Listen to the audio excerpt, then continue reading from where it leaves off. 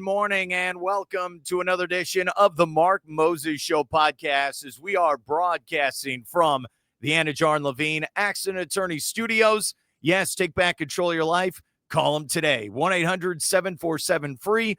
That's 1-800-747-3733.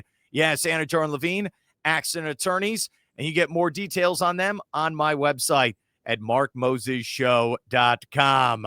This guy's got a great shirt on for the Sea Turtles. He does a great job here in Brevard County. He is Mr. 321, Mr. Florida today. I'll just keep putting Mr. in front of everything. He is Tim Walters. Tim, how you doing, buddy? Doing fantastic. Yes, and if you've never been down to the Sea Turtle Preservation Society, which is right there, basically where 192 meets A1A in, I think it's an Indialantic mailing address, but it's right by Melbourne Beach as well. But, it's really cool, Mark. I remember several years back, I was out there where they were releasing one of those giant turtles. They had essentially glued a transponder to its back and sent it back out to sea so they could track where it was going. But it was really cool. It was probably about 15 years ago now. I had never seen one of those turtles up close and personal. They are huge. So if you've never done that, or if you want to go out for one of those nighttime walks with a group, really cool stuff you can do in Brevard County. But great job by the Sea Turtle Preservation Society. Yeah, that's really cool. I randomly will watch videos where people are taking barnacles off sea turtles, off their back. Just somehow it mesmerizes me to watch that. Like, come on, help that turtle. So, hey, that's a great shirt, and I'm happy you brought that up. Let's go first to high school football. I know it's been almost a week since it's happened, but man, oh man, it finally happened. For the first time in about 6 years, Cocoa lost a football game to a team here in Brevard County. Eau Gallie got them at Cocoa High School. What are your thoughts, buddy, on such a big win for the Commodores? Yeah, I mean, it's great for Eau Gallie. We'll talk about their side first because, they're our now our number one ranked team in our Florida Today 321 Preps rankings, and much deserved. I talk about Xavier Larice a lot on this show because he is one of the highly recruited players in the state. He's the best player on Eau Gallie. Eau Gallie lost their quarterback in the first game of the season against Vero Beach. So they said, you know what we're going to do? We're just going to get the ball into the hands of our best athlete, and that's Xavier Larice. So he's playing quarterback. He's running the ball. He's playing defense. Well, the other night, Mark, against Cocoa, this is incredible. Rarely do you see this. Larice had count them, three interceptions while also running for 2 touchdowns, one a 65-yarder and one a 21-yarder. So this guy's doing it from both sides of the ball. Travis Hunter, eat your heart out. But great job by Eau Gallie. Yeah, you're absolutely right. You think he slept well after that game? I'd say so. We're 5 total touchdowns, little Iron Man football. Yeah, that was a big win for Eau Gallie. And then they got another game coming up this week. But first, what are your thoughts on Cocoa then losing this football game?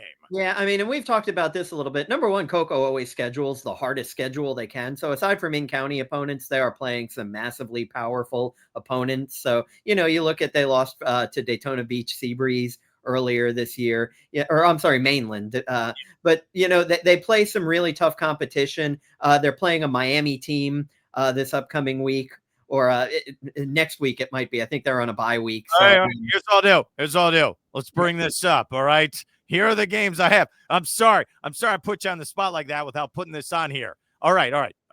So it is a tough loss for Cocoa. Do you want to just run this down for us then? What's coming up? Yeah, just to complete the thought on Cocoa, though, they are kind of in a rebuilding year. So aside from having a really tough schedule, you lost 2 players last year. One was 2003 Mr. Football. One was 2004 Mr. Football. Look, it's hard to replace skill guys like that. Last week, they changed quarterbacks. Champ Smith had played early in the season. We saw Troy Silberson playing. So, Cocoa's just trying to figure some things out.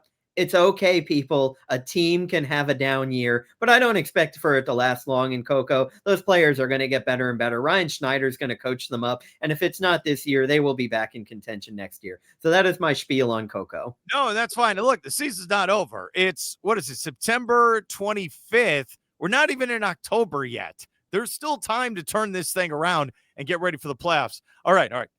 I liked your spiel, by the way. That was good. I like that.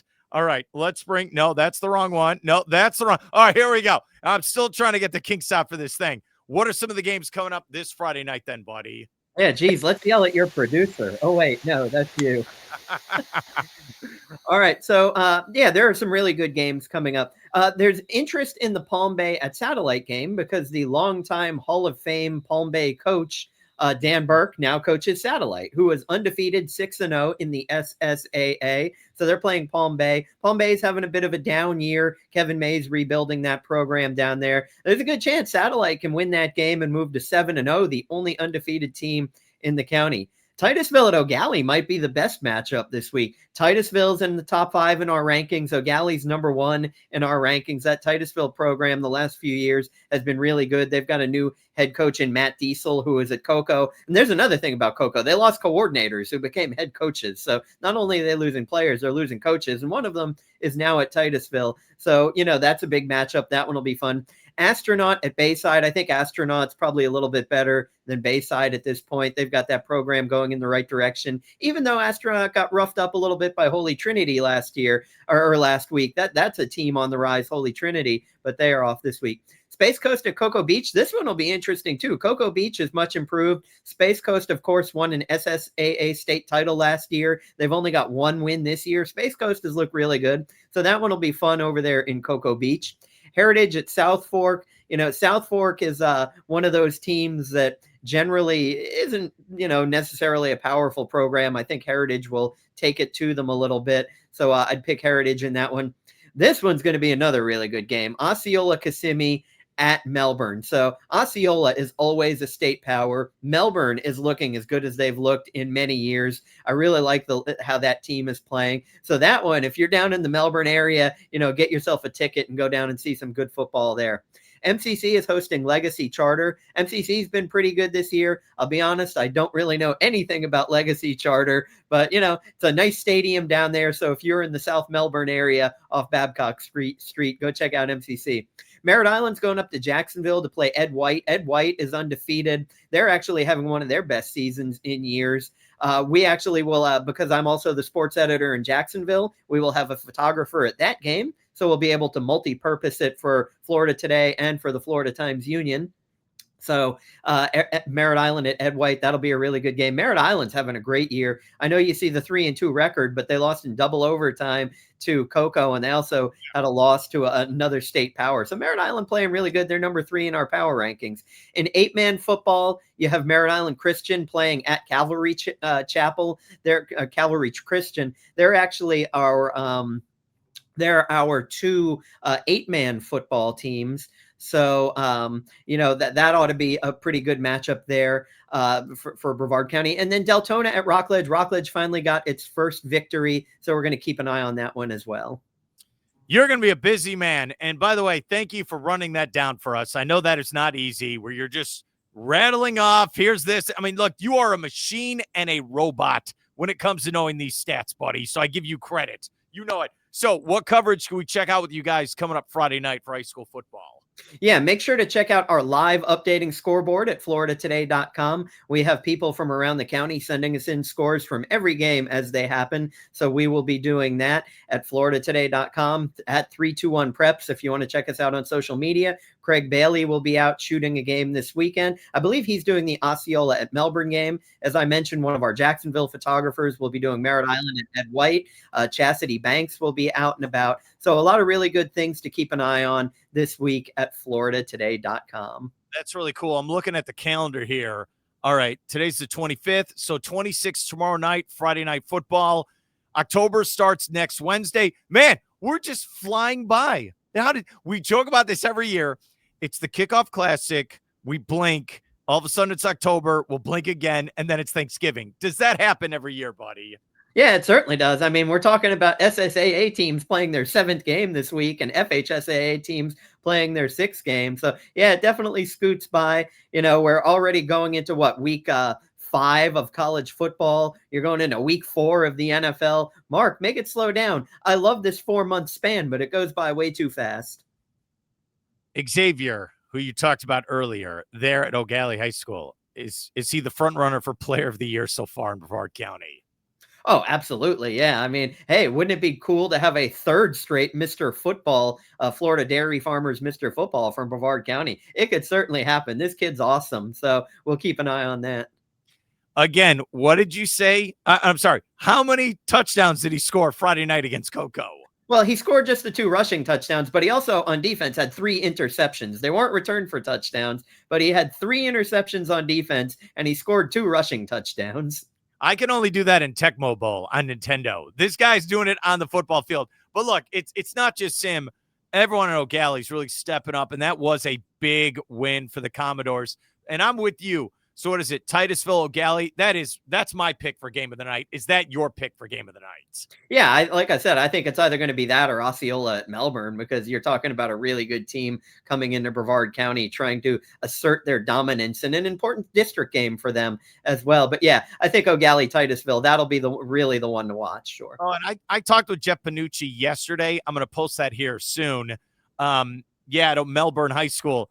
Dude, they scored 59 on Palm Bay. I think the week before that, they scored 65. What? They've been playing football for 100 years there in Melbourne. Did they figure out the offense? Is there something in the water? Maybe it's the new condos they built across the street where the Sears is. Are all these legitimate things for Melbourne? Hey, Melbourne used to be one of those teams where they'd gnash you with defense and just keep running the ball. Maybe they figured out that throwing the ball, you can move the ball downfield a little bit quicker. Yeah, Jeff's a great guy. It's funny. He's a defensive guy as well, and he's been there forever. So, hey, there you go. Yeah, check out the Florida Today for their coverage coming up this Friday night. You bring up college football. So, if we look at the Gators, Billy Napier, head football coach for now at the University of Florida, on the teleconference was asked, are you going to keep calling plays? I know they're going into the bye week. He said yes. He's still calling the plays. The floor is yours. Hey, sometimes the captain goes down with the ship, and this guy, even when he's drowning, he figures he could drink his way out of the ocean.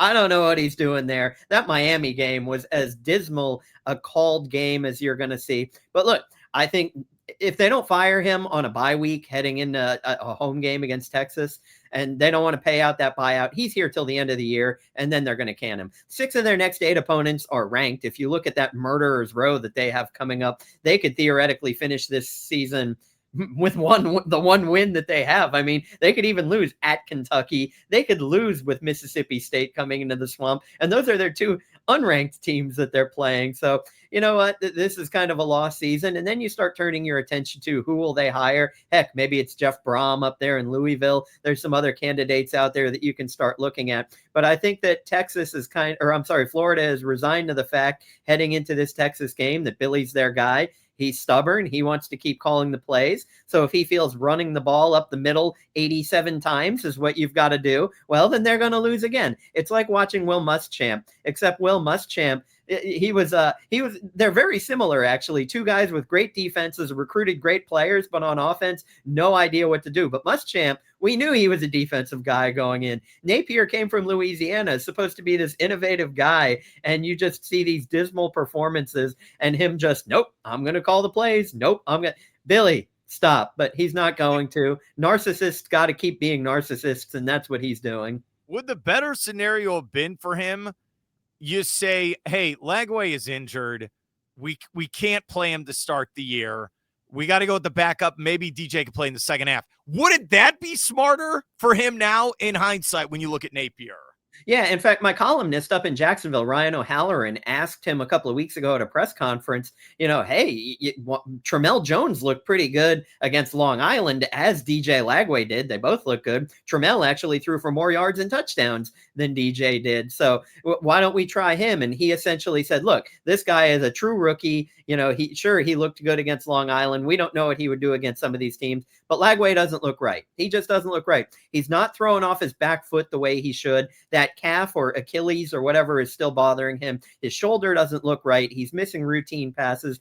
I know that we want DJ to stay in Gainesville. We want him to be the quarterback of the future. But if he's destroying his body, there's no way he can be. So let's sit him down and let's see what Tramell can give us because, DJ just still does not look right. And I'm not sure if he will all season.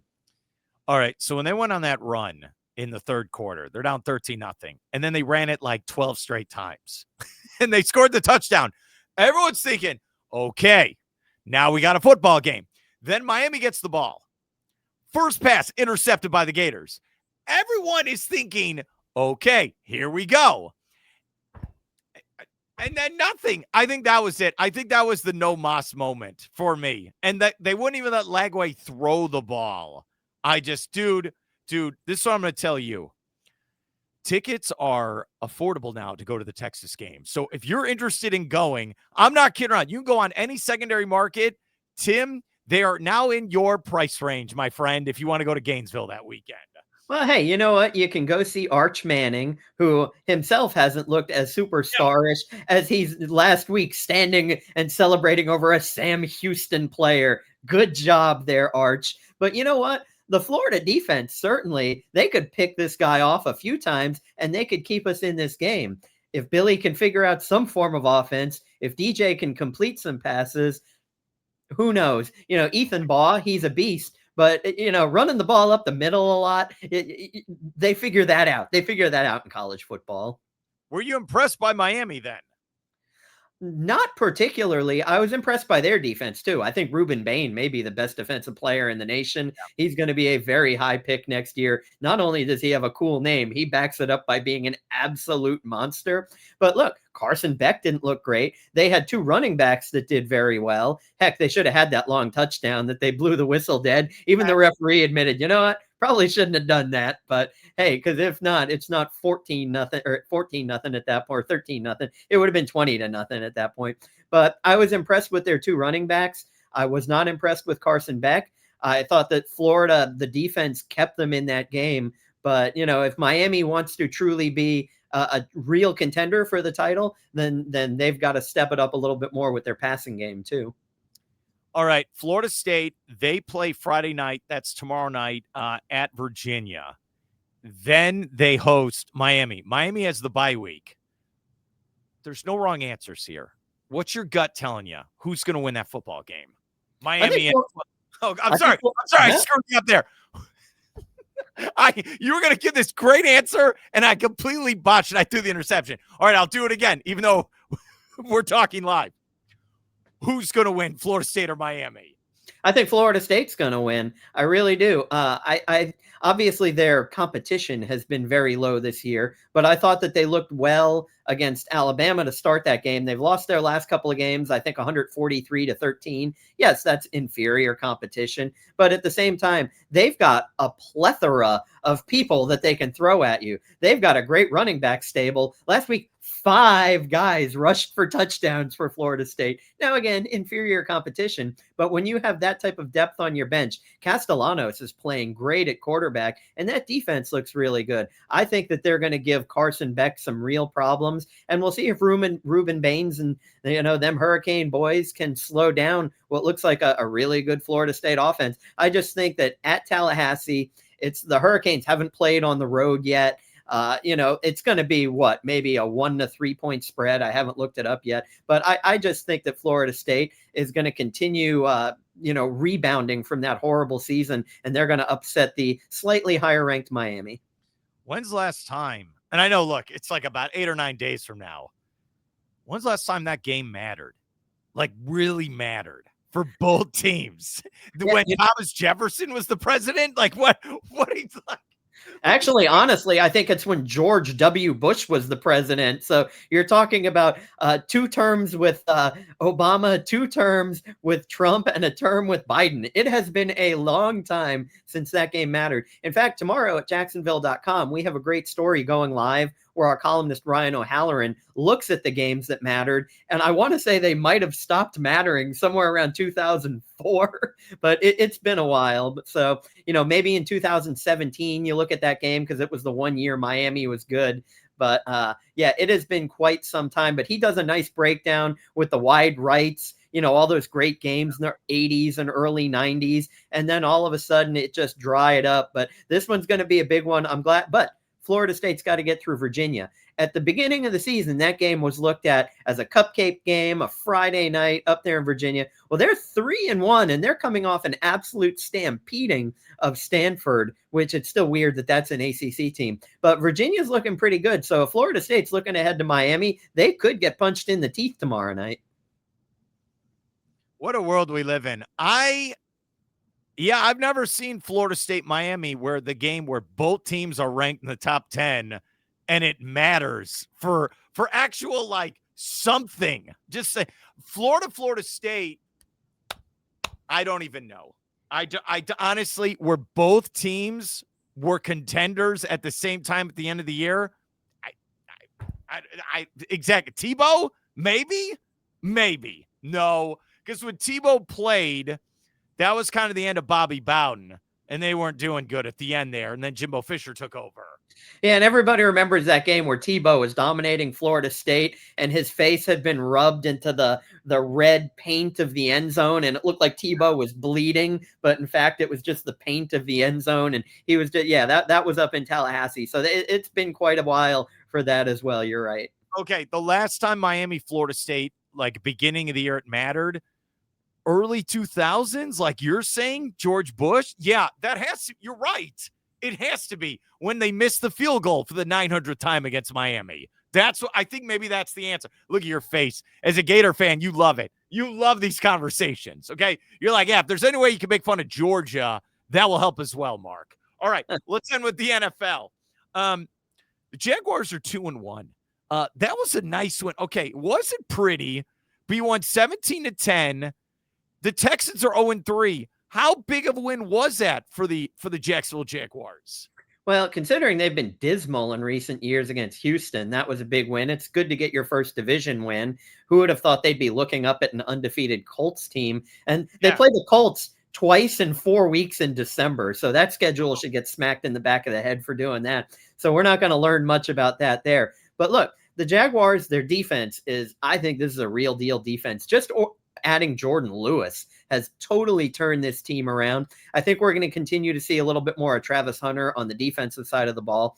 Brock Purdy is expected to play, but you're talking about a guy who had an AC joint sprain. He's got turf toe, which has knocked Joe Burrow out for the season, and he's got to play only because Mac Jones, who had won the last 2 games for them, he's got a sprained knee. He's not walking very well. And their backup quarterback, Adrian Martinez, was the UFL MVP for 2024, and he was signed after the Jets cut him, and he's backed up Mac Jones the last 2 weeks. So look, they don't have George Kittle. They have lost Bosa for the season with an ACL tear. They're still a good team, even despite all that. But I think the Jaguars are getting them, who were supposed to be a Super Bowl contender. They're getting the 49ers at the right time, and the Jaguars are going to keep it close. My prediction, Mark, and I think I'm the only one right now out of our expert pickers in Jacksonville, I'm taking the Jaguars. And I'll tell you why. I think that they're going to kick a field goal. This is going to be a low-scoring game, something like 19-17, something in that neighborhood. You know, their record in the Pacific time zone is dismal. I can't remember it exactly, but I think it's 4-12 or 4-16. They've never won in Santa Clara. They're 0-2 when they've gone to visit the 49ers. This will only be their 8th meeting. So they're 2-2 in Jacksonville, 0-2 in California, and 0-1 in London. So a 2-5 record. They won their first 2 games against San Francisco in 1999 and 2005, and they haven't won since. They've lost 5 in a row. So I'm one of those guys who, if I'm walking by a table in a casino and I see that it's come up black several times in a row, I'm going to put down $10 on red, because you expect it to come up eventually. And I think that this is the Jags' time to come up red, where the last 5 chances have been black. So that's how I see it, Mark. Do you like that it's like a 4:00 start, late, so you can kind of chill out? Do you like that? No, I don't. As an editor, I hate that. I want a 1:00 game. I want the stories coming in between 4:15 and 5:30. I want to get everything on social media, and I want to be eating dinner by 7:30. So not this week, Mark. I'm going to be working well into the late game on NBC, and I'm going to be going to bed late that night. So I want my 1:00 starts back, Mark. In honor of Mike Gundy, who was fired this week by Oklahoma State, that's what you sounded like. I'm a man. I'm 40. I'm a man, and I want my dinner at 7:30. Okay, and I want to be tucked in by 9. And can I point out that the "I'm a man, I'm 40" was now 18 years ago, because I saw that he is now a man who is 58 getting fired. So that is sound that will live forever. But I can't believe it was nearly 2 decades ago.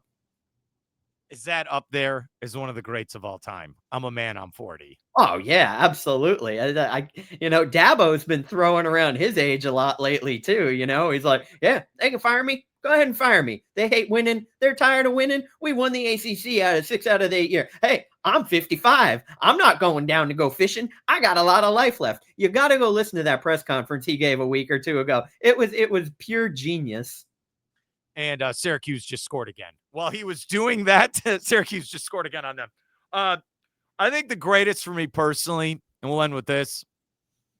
When my Bears came back against the Arizona Cardinals on Monday Night Football in 2006, when we did not score an offensive touchdown, and we scored 3 touchdowns, okay? 3! And Devin Hester capped it for the touchdown.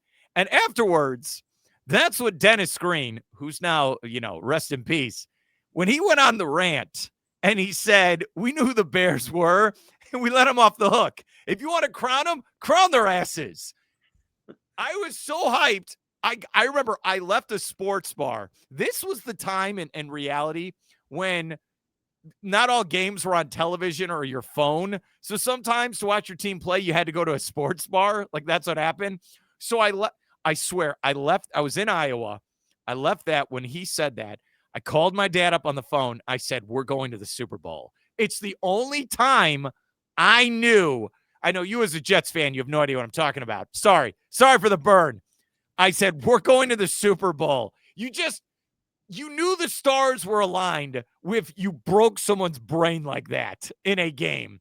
Do you have a favorite quote where it was so iconic that you just knew in the moment it was going to be great like that? There was one when Herm Edwards, I love the don't hit send. And it's something I tell people in life to this day. Look, don't hit send. You might be mad. You may type it out. It might help you feel better to type it out, but don't hit send. I use this famous example too. I read a book about Abraham Lincoln a long time ago, and Lincoln during the Civil War would pen these letters just totally tearing his generals apart for the poor job they were doing. And then he would stuff them in a trunk under his desk and never send them. And then when he died, when he was assassinated, they were cleaning out his office and they found this trunk full of unsent letters ripping his generals apart. So he was the first one to have the ability to self-censor himself. So when I hear Herman Edwards, I love that the don't hit send. Sometimes you think, I know this is going to be corny. He leaves them in the big hat, like they're under there. It's like, if he's on the move, he leaves them in there. Oh, man. So is he the original hater? Is that what this is? Is he the first troll we've ever had where he's writing it down? I'd say he's the first leader to use self-control. That's what I might say, but that's a conversation for another day. I'm sorry I called Abraham Lincoln a troll. No, he's awesome. Okay, I want to be a troll. Yeah, I'm a big fan of his. Okay, I just want to say that. Other stupid general, and he's just writing it down. And your wife's ugly as well. Like he just starts writing stuff like that. Tim Walters, Florida Today newspaper. Thanks for your help, buddy, and have a great day. All right. I don't wear a stovepipe hat, but I love it when a plan comes together.